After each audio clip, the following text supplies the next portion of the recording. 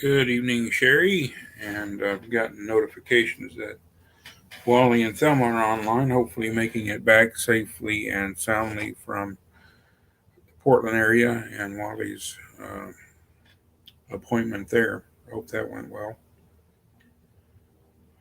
Wait just a couple more minutes or moments to get let a few folks sign in. Tammy and Ray are here. That's good.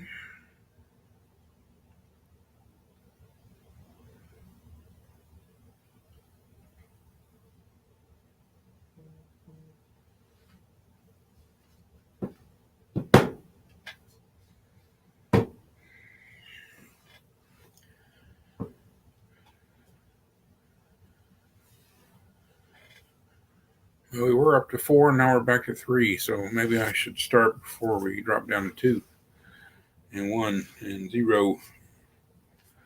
So we're in Genesis chapter 30 tonight, and we're going to look, hopefully, at least get through the first half of the story, which is the narrative where Rachel and Leah, their rivalry really is discussed, and it's kind of perhaps again one of these stories that to the original audience was humorous, but to us is I think more sad than anything else. But it's an origin story for sure. The origin of several of the tribes of Israel, all but I guess Benjamin, and then also the origin of perhaps at least one regulation that we find in the Mosaic Law, and we'll talk about that in a little bit. So now we're down to two, so running people off here. Well, sorry about that, but we pick up in Genesis chapter 30, just as a way of reminder. Jacob has been tricked. The trickster was tricked into marrying a woman he did not want to marry, and that is Leah. But he also got the woman he did want, which is her sister Rachel. And now we're going forward in life. Leah, although not the one of choice by Jacob, has been blessed by God and has had 4 sons. And Rachel, meanwhile, has not had any children. So although she is favored by Jacob, the Lord is credited with having closed her womb, or at least at the very least not opening it for her to have any children. So we have another story of barrenness, the whole story of the beginnings of the nation of Israel. The matriarch of choice is barren at some point in the relationship. Sarah is barren for many years until she has Isaac. It's good to see Petey and Robin here. Sarah is barren, and then Rebecca is barren for a period of time before Isaac prays on her behalf, and she gives birth to Jacob and Esau. More precisely, or more accurately, Esau and then Jacob, although they're twins. Esau was the firstborn. And then now, although Leah is having children, the favored wife, Rachel, is not able to bear children. So she is barren for some time in their marriage before giving birth to the 2 most favored sons of Jacob later on. But we will start with this situation, pick up here at the beginning of Genesis chapter 30 with Rachel not being able to bear children. We'll read verses 1 through 8. Now, when Rachel saw that she bore Jacob no children, she became jealous of her sister, and she said to Jacob, "Give me children, or else I die." Then Jacob's anger burned against Rachel, and he said, "Am I in the place of God, who has withheld from you the fruit of the womb?" She said, "Here is my maid Bilhah. Go into her, that she may bear on my knees, that through her I too may have children." So she gave him her maid Bilhah as wife, and Jacob went into her. Bilhah conceived and bore Jacob a son. Then Rachel said, God has vindicated me, and indeed heard my voice, and has given me a son. Therefore she named him Dan. Rachel's maid Bilhah conceived again, and bore Jacob a second son. So Rachel said, with mighty wrestlings I have wrestled with my sister, and I have indeed prevailed. And she named him Naphtali, or Naphtali. When Leah heard that she had stopped, so when Leah saw that she had stopped bearing, let's cut it off right there. So we're just mainly talking about Rachel's barrenness, and right now in her designs and plans and schemes to thwart or overcome her own personal limitations at this point, her own barrenness. So we see the intensity of the rivalry between sisters here, and it's very sad on a lot of levels. Women in these ancient cultures had very little power and very little rights and very little standing in the community. And it would be nice to read in the text that while they were not empowered by the state, I guess you could say, or by the culture, they were empowered by each other. We would love to see that the sisters stood up for one another and helped each other, and were the source of strength and comfort one amongst each other. And well, there are stories of women helping and blessing women, particularly in the level of sisterhood. It's kind of not so much seen. They are more seen as rivals than they are as friends and benefactors, mutual benefactors. I have a rule that I adopted a few years ago, and that is I will never preach on the story of Mary and Martha and the rivalry they had when Jesus came into their home. I will teach it, but I will only do so in a context, in a way where women are empowered to express their feelings on that story, because it's such a very powerful story to so many women. The role of Martha as the caregiver, the food provider, the hostess with the mostess, versus Mary, the disciple, Mary the student, Mary the sitting at the feet of Jesus, having chosen the better thing, and the difficulty that story poses to so many women today, because we kind of, in the church at least, still expect women to take care of a lot of the traditionally feminine roles, and then at the same time manifest a heart like Mary and be this student and devout scholar, personal scholar of the gospel. So we want our ladies to be a combination of Mary and Martha.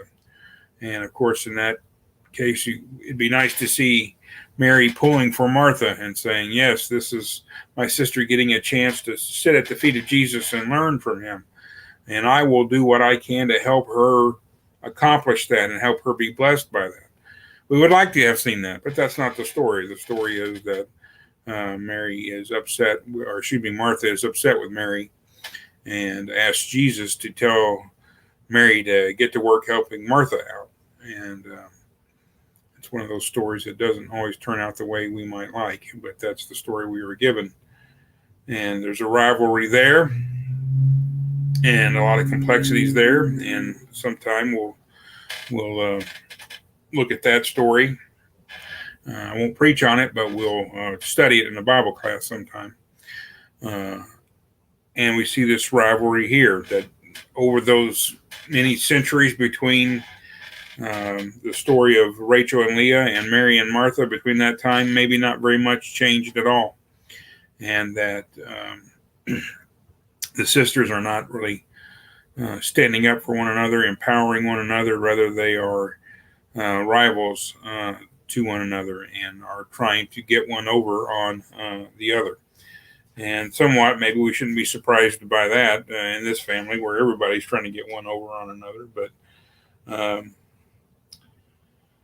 the section we read, verses 1 through 8, starts with the expression of Rachel's jealousy. Her barrenness is not a cause for despair and nothing but despair. It's also a cause for jealousy with her sister, as if her sisters if Leah had been miserable, it would have made Rachel feel better.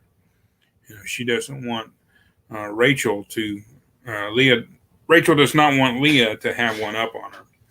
And that's kind of a sad thing. Rather than rejoicing in the children that the Lord has given Leah, Rachel finds in it a cause for strife between the two sisters.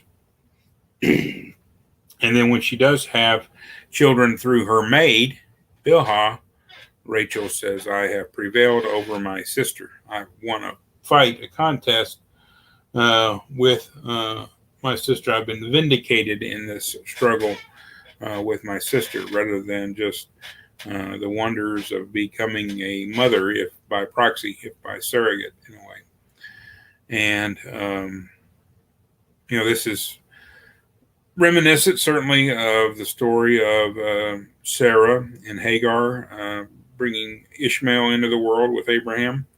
And the same issues that apply there in terms of consent certainly apply here as well. These are slaves, and they are being given to the wealthy male, the powerful male, as substitute surrogate wives and additional wives, perhaps best understood as concubines, and not given really with their consent or anything like that. And in their status, really, they have no capacity for consent. When you're a slave, that's the end of that. I mean, everyone else tells you what's going to happen to you, and you can like it or not like it, but it still happens to you. I was listening to some recordings earlier this week in the 20s and 30s, 1920s and 1930s. I got to be clear now, it's about 100 years ago now, but in the 1920s and 30s, there was a man, I didn't write his name down and I can't remember right now, but he made audio interviews with former slaves.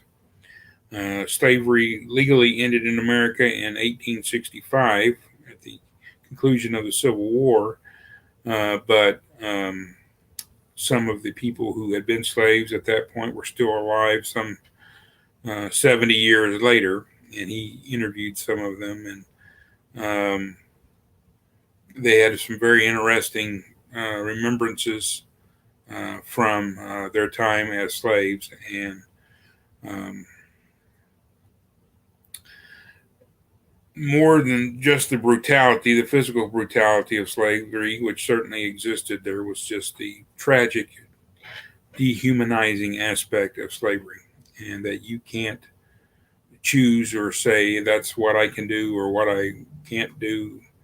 That they worked not until they were exhausted. They worked until their master determined that they had done enough, and beyond what would be reasonable or compassionate or Christian, if you will, of any employer to expect of his employee. And just the loss of human agency. They can't determine for themselves what's going to happen to them in life at all. And we see that in effect here. We see these Bilhah and Zilpah here in a little bit will become the sexual partners of Jacob, whether they want to or not, whether they think he's cute or not, whether they find him attractive or not. And there are some perhaps benefits to that. They do. It's not that it is wholly without any measure or compensation. To become the mother of the children of the wealthy man was probably a blessing in a lot of ways. But it wasn't their choice to make. It wasn't their idea And even if it was, if they had thought about it and they had wanted it, but the powers that be had said you will not have it, then they wouldn't have had it in that case. So they just have no capacity to give or withhold consent in this case. And so, in our context and our understanding, that would be basically a form of rape. Now, for these women at this time, what their expectations were, how they interpreted these events through their context, the lens of their perspective, they may not have seen it that way. They may not have felt it that way. And it's certainly doubtful that Jacob felt of himself or thought of himself as a rapist. But that doesn't have to determine how we view these events. And to see that God moves through these certainly less than ideal events, less than perfect events in a redeeming manner, it doesn't make it okay to begin with, but to take the flawed workings of humanity and bring about a blessing through those. That's kind of what God is all about. That's really ultimately what redemption is all about. Redemption isn't just getting your debts paid, the spiritual debt you incur to God wiped off the books. Redemption, in God's terms, is usually taking something less than His will, less than His ideal, and bringing about His will through that. And that's certainly what is going on frequently within the earliest people that were God's people, that were the family of faith. Abraham's flawed dealings with Pharaoh and others,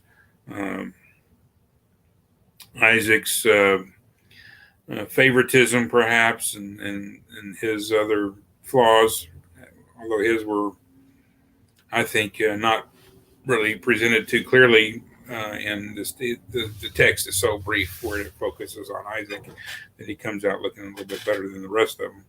But Jacob's just theft and price gouging of his birthright, of Esau's birthright, all that other stuff, all these flaws, all these questionable actions by these patriarchs and matriarchs is redeemed by God to bring about His will, not because He agreed with this or not because it's what He wanted them to do, not because they had great faith, but in spite of their lack of faith and in spite of their poor choices. They are called, they stay called, and God is with them and blesses them as they very imperfectly do His will. So He brings about His will through very broken jars of clay, chipped and cracked jars of clay, or carrying a vessel of blessing, or acting as vessels of blessing upon the world. So, so the rivalry, forces Rachel to kind of think maybe a little bit outside the box, outside of what she can do as a woman, and brings in some help from her maids, her slaves, to help bring, or her singular, I should say, maid, her slave, to bring children into the world with her husband, so that those children will be a surrogate child, and that has a lot of ramifications. So, verse 9, let's see, how far do we want to go with verse 9? Verse 9 through verse 13. Can we go to a slightly different, we see Leah's kind of response to this situation. When Leah saw that she had stopped bearing, she took her maid Zilpah and gave her to Jacob as a wife. Leah's maid Zilpah bore Jacob a son. Then Leah said, "How fortunate." So she named him Gad. Leah's maid Zilpah bore Jacob a second son. Then Leah said, "Happy am I, for women will call me happy." So she named him Asher. And in my family, we recently added an Asher. My great nephew, dwelling in Waco, Texas, not Waco, although there are some probably some crazies around there. They have some crazy good barbecue in Waco that Sherry and I had. But Asher is happy, and we hope my great nephew is happy. The last I saw of him, he looked pretty happy, sitting in his mother's lap with his father right there with him. So he is a blessed child, at least up to this point in his life. So we see the response from Leah is to go and do likewise. You give our husband your maid as a wife. I will give him my maid as a wife, and has a similar result. Bilhah bears 2 children just as Zilpah does. So the kids are really starting to mount up now. Jacob is up to 8 sons, and these children are again going to be the ultimate heads of the different tribes of the nation of Israel. And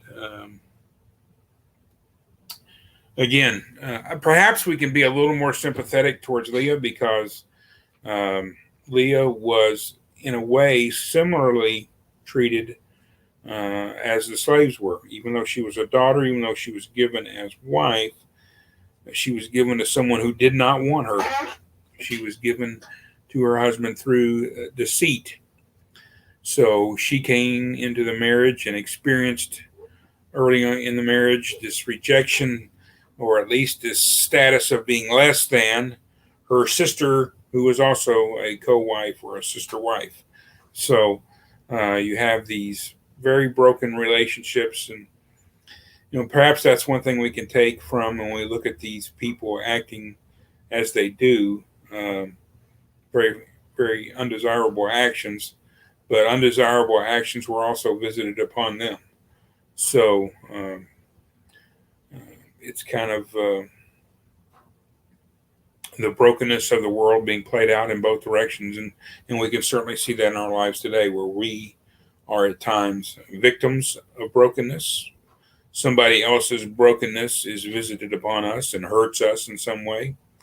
And then our brokenness also is visited upon others. And we, in our brokenness, hurt other people. And if we can't acknowledge our own guilt, I don't know what right we have to assert the guilt of others. So if we don't forgive others, we will not be forgiven ourselves. So it really makes you, I think, humble. I think in all these situations, it's just the brokenness of the stories, just how terribly human, how in some ways very remote and distant and mythological and farcical and improbable they may seem at some level. When you really look at it and you look at the stories, they become very human. And our humanity is frequently expressed in our brokenness and in the mistakes we make and the harm we visit upon others. And we can go back and trace maybe our poor choices to harm that was visited upon us by someone else. But that does not really exonerate our own brokenness.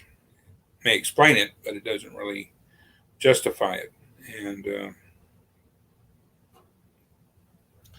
it's really, again, this may have been humorous to a certain audience.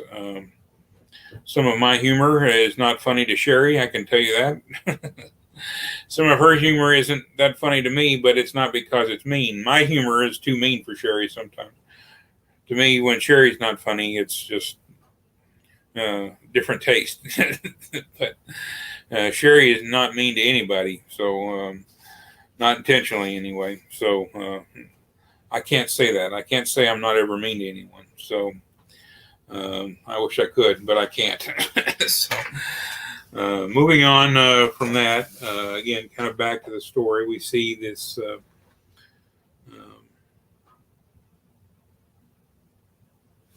the wives, the true wives, Leah and Rachel, finding joy, finding cause for celebration and rejoicing in the exploitation of the maids, and how exploited the maids felt. I don't know, but the story. I don't think it takes. I don't think it's a big reach for us today to read these stories differently and say this was wrong. Um, you know, there. No, the wives, Leah and Rachel, had no right to give Zilpah and Bilhah as wives, and they really weren't wives. They were still, at best, concubines with lesser rights, and everybody involved with it. Jacob shouldn't have gone in with them, but God takes it and redeems it and brings out 4 more tribes through these women. A third of the tribes of Israel. I think that's it. Maybe there's some more, but I think there's just 3 tribes of Israel, or 4 tribes of Israel. A third of the tribes are born to these slaves rather than his actual wives. But they, in a way, were wives. So it's a difficult story, I think. So let's look now at verses 14 through 21. Feel free to jump in with a comment or anything at any time. I know it's tiresome listening to me ramble on. Verse 14 through 21. Now in the days of the wheat harvest, Reuben went and found mandrakes in the field and brought them to his mother Leah. Then Rachel said to Leah, "Please give me some of your son's mandrakes." But she said to her, "Is it a small matter for you to take my husband? And would you take my son's mandrakes also?" Rachel said, "Therefore he may lie with you tonight in return for your son's mandrakes." When Jacob came in from the field in the evening, then Leah went out to meet him and said, "You must come in to me, for I have surely hired you with my son's mandrakes." So he lay with her that night. God gave heed to Leah, and she conceived and bore Jacob a 5th son. Then Leah said, "God has given me my wages because I gave my maid to my husband." So she named him Issachar. Leah conceived again and bore a 6th son to Jacob. And then Leah said, "God has endowed me with a good gift. Now my husband will dwell with me because I have borne him 6 sons." So she named him Zebulun. Is that it? 21. Okay. Afterward, she bore a daughter and named her Dinah. So finally, we have a daughter on the scene. 10 boys in a row and then a daughter. And Dinah plays an important part in the story, a tragic part in the story, not too far removed from this. But again, we're seeing the rivalry at work. We're seeing nothing comes free in this family. Esau's birthright comes at a high price. Leah's mandrakes, or Reuben's mandrakes, come at, I guess, also a high price. The price is sexual access to Jacob. And it starts off as a sweet enough little story. A boy finds some flowers and brings them back to his mother. If the boy has picked those flowers from the neighbor's garden, he might get spanking for that kindness. But in this case, no such harm befell the child. Instead, Leah uses them to buy sexual access to Jacob. So evidently the favor of Jacob included that he showed Rachel was that Rachel was the default bedroom partner on a given night. I mean, most nights he was simply going to go be with Rachel. And I like this part of the story where Jacob comes in from the field. He's been working all day. He comes in from the field and less favored wife comes up to him and says, "You must come into me, for I have surely hired you with my son's mandrakes." And sometimes you walk in on a scene where there's a lot of controversy going on, and maybe it's already been resolved, but feelings are still high, and everybody's still a little hot under the collar, and some crazy resolution came up, and you're told this as a matter of fact. And I can just imagine Jacob coming in from working out in the fields all day and coming home, and Leah dropping this little nugget on him, and what he must have thought from that. Instead of sleeping with the wife I want to sleep with, I got to go sleep with the wife I don't want to sleep with, and it's all because one of my kids found some mandrakes. So the mandrakes may have had some kind of aphrodisiacal qualities. If so, it's kind of interesting that giving up the mandrakes were the key to actually being with the husband for Leah, but mysterious ways and all, I guess. So he's Jacob was, I think, at core, a fairly wise person, even though not scrupulously honest. He was a wise man, and when you're a wise man, at some point you learn when you come home just to do whatever your wife tells you, and evidently he had reached that point. So, roots to promote conception, yes, and they're given away, and thank you, Sherry, and given away, and yet it is the wife who gives them away who conceives. So we have two more tribes, Issachar and Zebulun, come on to the scene, and then also Dinah, and finally a daughter. And so 10 boys and a girl. I don't know what you ladies would think if you had 10 boys and one daughter. I know there's a lady that I'm very fond of who lives in Port Townsend. She used to live in Aberdeen when I was there, and she's going to turn 100 years old this summer, Lord willing. And she had 5 children, whereas she liked to say she had 4 children and a boy. So her take on the whole gender of offspring was exactly the opposite of the biblical principle. I pointed that out to her at times, but she's speaking from her experience and her perspective, I guess, that the daughters were much easier to raise and maybe more of a blessing than her son was. But 4 children and a boy as opposed to 10 sons and a daughter here.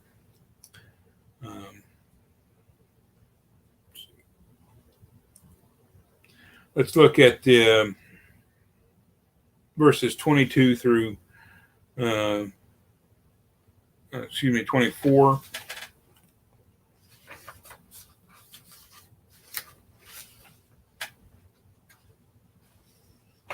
And we'll pick up back with 24. We'll read 24 twice. We'll start with it here. We'll read it here and then read it again before we take off again. Verses 22 through 24. Then God remembered Rachel, and God gave heed to her and opened her womb. So she conceived and bore a son, and said, God has taken away my reproach. She named him Joseph, saying, May the Lord give me another son. Okay, so 3 verses, very interesting in just 3 verses. First of all, it harkens back to the beginning of this narrative, verses 1 and 2, where Rachel is mad. She is angry with Jacob for not successfully fathering children with her. She's angry at him, and Jacob tries to sidestep any responsibility and says it's God's fault because he hasn't blessed you in that regard. He has withheld from you the fruit of your womb. So it's not my fault you're not having kids, it's God's. And here, Rachel sees also in the birth of her child, her first child, Joseph, the working of God. That God has taken away her reproach. And the writer also, God remembered Rachel.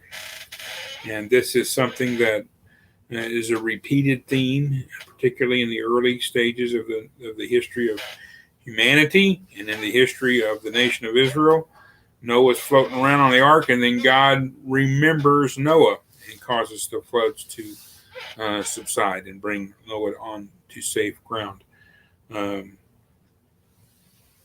God remembers, we talked about this before, it's not so much that God ever actually forgot, it's that God has assessed the situation and decided that now is the appropriate time, now is the time that fills or coincides with his will, his plans. Now is the time to act. He has decided to act decisively. And he has remembered Rachel. Whatever else we think about Rachel, God has remembered her and has chosen to act for her betterment, for her blessing. Taken away, Rachel says, taken away my reproach. And that, again, gives us some insight, and we can see it some other stories where women are unable to bear children. We've all of us known couples that were not, for whatever reason, able to bear children, medically unable to bear children. And they try very hard. It's a very painful thing in their marriage, source of pain in their lives, that they're frustrated and disappointed. And that's part of what's going on here for Rachel. However, when a husband has other wives and they bear children, the reproach is purely upon the wife. The shame and the guilt. Rachel interprets her barrenness as punishment from God. We see that when she has a child, it's because God has taken away her reproach. And it's kind of mindful of the story of the man born blind in the ministry of Jesus. They ask of this man who was born blind, who sinned that he was born blind, him or his parents? So there's this understanding of the world that when bad things happen, it's because God is displeased. And we kind of run away from that now, and I think probably mostly for the good. We know that there are simply genetic occurrences sometimes with children that are born that cause them to be handicapped or disabled at birth, physically or otherwise challenged in ways most babies are not. And we know that people who are unable to conceive, we don't think of it as God visiting reproach upon them. And again, I think that's mostly a good thing. However, that's not how our spiritual ancestors saw it. And there is something to be said in their view. I believe that God is in control of all things. And sometimes people will say something to that effect as a way to explain all the difficulties and say, it's all a matter of perspective or whatever, or there's nothing we can do about it, or that answers all the tough questions. Well, God is in control. My candidate didn't win the election. Well, God is in control. My wife can't have children. Well, God is in control. My child gets sick and dies. Well, God is in control. Maybe there's comfort in that, but there's also challenge in that. It doesn't solve all of the problems. It doesn't make all the difficulties go away. And our spiritual ancestors saw that. And they saw that if God is in control, then God can bear responsibility too, can he? If he's making things happen, if everything happens because of what God is doing, then when bad things happen, God is making those things happen. And we see that in the Psalms from time to time. You have done this to me, O Lord. You have brought this suffering into my life. So the idea or notion that God is in power, but God does not have any responsibility, is inconsistent, is logically inconsistent. For people who depend on their logic to get through life, that's a logical inconsistency. What we know, we never really get an answer to why God allows his people to suffer. God does not really try to tell us the answer. Instead, God takes on the suffering himself. God sends Jesus in human flesh to bear our afflictions also, to suffer as we suffer. The cross, just as redemption is not just getting all your sins wiped out, the cross is not just the means by which redemption is accomplished. It's not just a price being paid.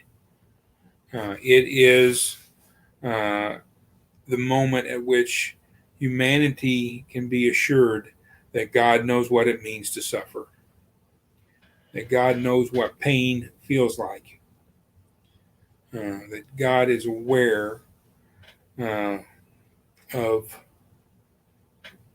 how much a broken heart can hurt. And our spiritual ancestors perhaps didn't have that comfort. They couldn't know, Rachel couldn't know how much God was willing to endure, willing to suffer on her behalf. But she can see and look and believe that God is in control and that God can therefore bear responsibility. God's big enough for your anger. If you're mad at God, if you hate God for how 2020 has gone, if you've lost your livelihood, if you've lost a loved one, if you've lost a measure of your own health, and you're angry at God about it, well, you wouldn't be the first person of faith to be angry at God for what has happened to them. I'm not going to give you a lot of easy answers. I can only say that God knows what it means to suffer, and that ultimately, fully and finally, God will accomplish his will through your life. God will ultimately cause everything in your life to work together for good, for at least others who believe in him. If not you, it may be a sacrifice that God has demanded for you, and you may never live long enough to see the actual purpose accomplished. But ultimately, God has suffered. He knows your pain. He loves you, and will ultimately, if you are faithful to him, ultimately take away your reproach. He will ultimately bless you and reward you. And that may not make you feel any better right now in your suffering, but when people suffering, and when we talk to people who are in the most intense forms of suffering, there are no words to take it away. And there were no words that would take away Rachel's hurt at being barren. The only thing that would take away that hurt is to actually have a child. That's what takes away the hurt. And the birth of Joseph, the son in whom Jacob is ultimately well pleased, Joseph takes away the hurt. God fully and finally remembering and moving to alleviate the suffering and giving Rachel not just one son, but the hope of more children. In fact, she does have one more son, dies in childbirth, and we'll look at that later on. But when God does move in Rachel, he doesn't just give her a child. He doesn't just give her a son. He gives her the most favored son, and then the second most favored son, because of the favor Jacob has for Rachel. Joseph and Benjamin are the favored sons, and Joseph is, all 12 tribes, all 12 children, sons of Jacob are the heads of tribes. But Joseph is favored, and he is so favored, he gets 2 tribes. There is no tribe of Joseph. There is the tribe of Manasseh and Ephraim. And the tribe of Manasseh and Ephraim are the tribes named after Joseph's sons, born to an Egyptian woman. So we see when God does move it goes beyond imagination. It goes beyond our capacity to even anticipate. And it causes for more hope down the road. Rachel, you would think Rachel would be so happy that she has a son that it's so wonderful to have it. I'm a mother now. It's wonderful to be a mother. She gets that child and immediately anticipates another, immediately looks beyond Joseph to the child who will be Benjamin. So that's how when God moves in our lives, it goes even beyond what we can imagine. But waiting for that and knowing that it may not even really happen in our lifetimes, depending on what our particular suffering is, can make it a real challenge. And that's when we do have to walk by faith rather than sight, walk according to the way, the path God has set before us, even if it's not what we think we want. It's not logical to our standards, and it's not even maybe desirable to our eyes. It's not the path we want to take, but it's the path that God has given before us. We follow the righteous paths, even if they take us through the valley of the shadow of death. Okay. Well, we started a minute or two late. We've gone a minute or two over. But that's where we will end off. We'll pick up with verse 24 again next week and finish up this kind of origin story. We will stop in the future and look at the names. The mothers have named it, Rachel and Leah have named their sons and daughter, and we will look at the names and the significance of the names in the future. We're not going to disregard that, but we're not going to really exhaust. We're looking at that too closely tonight. So we'll pick up verse 24 next week. I kind of thought it would take us 2 weeks. And we'll finish up chapter 30 of Genesis next week. So let's have a prayer before we go and say goodbye to 2020 and anticipate 2021. And hopefully we can find it in God's plan that we are able to gather together again soon in a physical sense, not in just a virtual sense. Will you pray with me, please? Father, we are thankful for your blessings. We are thankful for your comforts. We are thankful for your son, Jesus, in that he knows our afflictions and he knows our sufferings. He knows what it means to be human and what it means to be human as we experience it, and human in the way you intended us to be human, to love one another, and to bring praise, honor, and glory to you in your name. And in his name we pray to you. Amen. Thank you. See you around. Glad everybody could show up.